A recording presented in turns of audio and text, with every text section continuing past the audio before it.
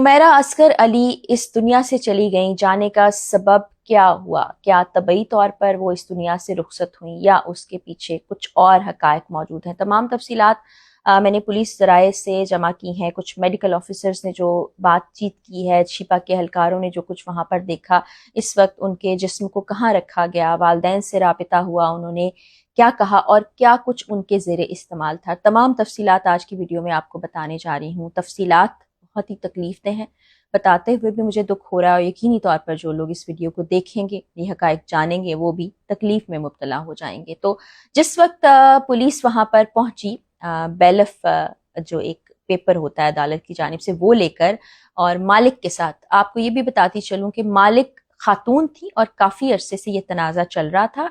जून में कहा गया था इस अपार्टमेंट को खाली कर दें, लेकिन कल पुलिस के ज़रिए से वो घर में दाखिल होती हैं दरवाजे तोड़कर। फिर शिपा को बुलाया जाता है, वहाँ पर देखा जाता है कि एक जिस्म मौजूद है जो काफ़ी पुराना है, गलने का अमल शुरू हो चुका है, शनाख्त भी मुश्किल थी। कहते हैं कि ऐसी हालत थी कि देखकर पहचान ना पाएं कि कौन है ये। फिर वहाँ पर मैगजीन्स मिले, तस्वीर की एल्बम मिली और साथ ही साथ मोबाइल फ़ोन के ज़रिए से तस्दीक की गई कि ये हुमैरा असगर अली हैं। पुलिस सराय जब हरकत में आए, उसके बाद उनको जना अस्पताल शिपा के ज़रिए से मुंतकिल किया गया। तो वहाँ उनके जिस्म से नमूने ले लिए गए पोस्टमार्टम के लिए। कुछ केमिकल एग्जामिनेशन होती है, उसके लिए नमूने चाहिए होते हैं, लेकिन वो भी मरहला काफ़ी मुश्किल था क्योंकि कई दिन पहले वो इस दुनिया से चली गई थी।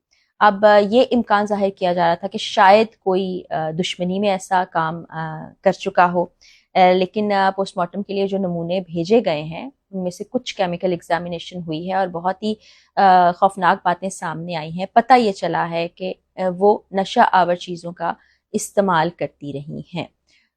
वजह क्या बनी वो जैसे ही पोस्टमार्टम मुकम्मल होगा सामने आएगा, लेकिन एक अहम नुक्ता यहाँ पर आप लोगों से शेयर करना चाहूँगी कि पुलिस ने, SHO गिजरी ने तफसीलात बताई हैं कि जब उनके घर वालों से राबिता किया तो उनके वालिद ने कहा कि हाँ, हुमैरा मेरी बेटी है, मैं इस बात की तस्दीक करता हूँ, लेकिन मैं आखिरी रसूमात के लिए कराची आना नहीं चाहता। और काफ़ी कन्विंस करने की कोशिश की पुलिस ने, लेकिन उन्होंने कहा कि हमने कतई ताल्लुक़ कर रखा था हुमैरा से, इसलिए हम नहीं आएंगे। और इस वक्त हुमैरा का बेजान जिस्म शिपा सर्द खाने में मौजूद है। दुख का मकाम है और इस पर हम बात तो करेंगे, लेकिन कुछ हकायक आपके सामने रखना चाहूँगी।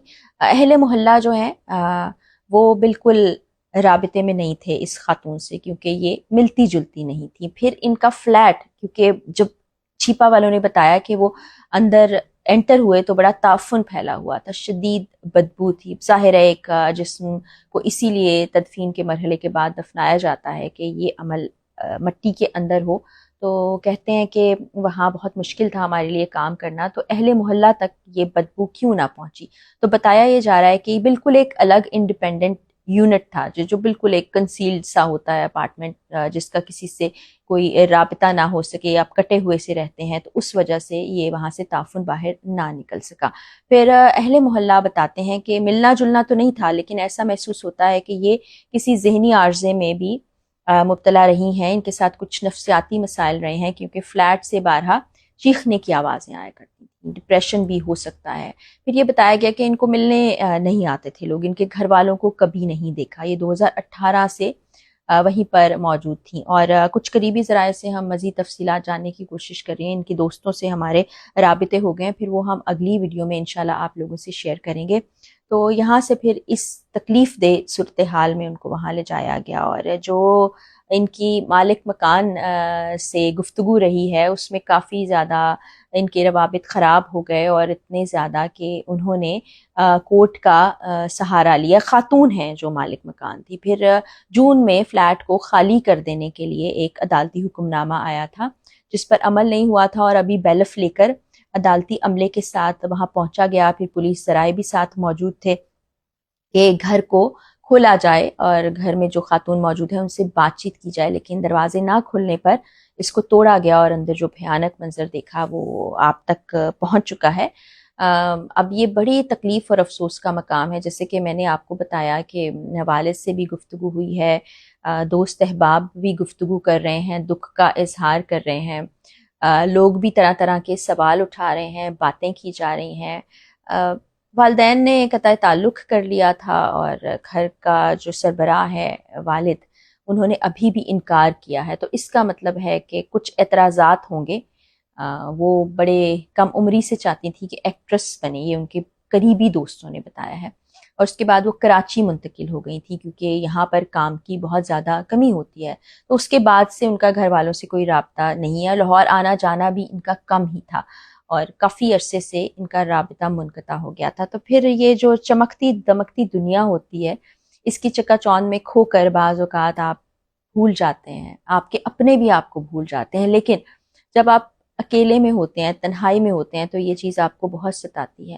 یہاں میں والدین سے گزارش یہ کرنا چاہوں گی کہ یہ آج کا جو دور ہے نا، بڑا نفسا نفسی کا عالم ہے، لوگ بڑی جلدی کسی ایسے راستے پر چل پڑتے ہیں، خاص طور پر نوجوان لوگ، جس پر نہیں جانا چاہیے، لیکن ایسے وقت میں کون ان کو واپس لائے گا، کون ان کو بتائے گا کہ یہ راستہ ٹھیک ہے یا یہ نہیں تھا۔ اب آپ سوچئے کہ ایک 7-8 سال سے ایک خاتون موجود ہیں ایک اجنبی شہر میں، ٹھیک ہے روابط بن جاتے ہیں، آپ کی دوستیاں ہو جاتی ہیں، آپ کام کر رہے ہیں، کیونکہ لوگوں نے بتایا ہوا تھا کہ تماشا میں ان کی کافی ویڈیو وائرل ہوئیں اور لوگوں کو اچھا بھی لگتا تھا، پھر یہ کپڑوں کی اور جیولری کی، میک اپ کی یا ماڈلنگ بھی کیا کرتی تھیں، لیکن جو اپنے ہوتے ہیں وہ اپنے ہی ہوتے ہیں۔ اگر آپ کا بچہ کسی ایسے رستے پر چل نکلا ہے جو کہ ٹھیک نہیں ہے، تو کیا اس کو چھوڑ دینا چاہیے؟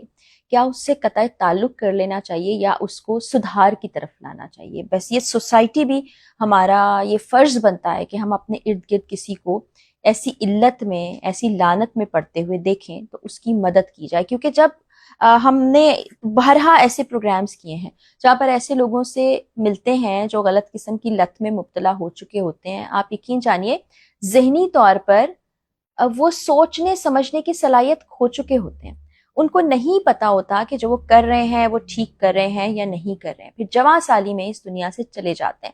اب 32 سال عمر بتائی جا رہی ہے، ظاہر ہے پولیس کے پاس آئی ڈی کارڈ موجود ہے، ان کا فون موجود ہے، ان کے گھر سے اور بھی بہت سی چیزیں تحویل میں لی گئیں جن کی آہستہ آہستہ انویسٹیگیشن کی جائے گی اور چیزیں سامنے آئیں گی، لیکن یہ راستہ نہیں ہے، فرار کا راستہ نہیں ہے، کسی کو ایسے موقع پر تنہا چھوڑ دینا اس مسئلے کا حل نہیں ہے۔ آپ کا بیٹا، بیٹی، گھر کا کوئی فرد، کوئی بڑا بھی اس لت میں مبتلا ہو سکتا ہے، کیونکہ جس طرح کے کیسز ہم دیکھتے ہیں تیزی سے یہ علت اور یہ جو چیز لعنت ہے ہمارے معاشرے میں سرائیت کر چکی ہے، یہ کہیں بھی پہنچ سکتی ہے۔ تو ایسے وقت میں ان کو تنہا نہ چھوڑیں، ان کو مدد فراہم کریں، مدد سے وہ ٹھیک ہو سکتے ہیں، واپس آ سکتے ہیں۔ ہم نے بڑے بڑے جو ہمارے ہمسایہ ملک کے سٹارز ہیں ان کو فلموں کے ذریعے بھی دیکھا کہ کیسے وہ اس چیز سے باہر آئے، اس لعنت سے باہر آئے، ان کو لے جایا جا سکتا ہے، ایسے سینٹرز موجود ہیں، ان کو تنہا مت چھوڑیں۔ اکیلا ہونا ایک الگ بات ہے، اکیلا رہنا ایک الگ بات ہے، تنہائی ہوتی ہے جب آپ سب سے کٹ گئے ہوں، کوئی آپ سے تعلق نہ رکھے، وہ بہت تکلیف دہ عمل ہے، اس میں نہ جانے دیں۔ اس طرح ہم بہت سی جانوں کو بچا سکتے ہیں، بہت سے لوگوں کی اصلاح بھی کر سکتے ہیں۔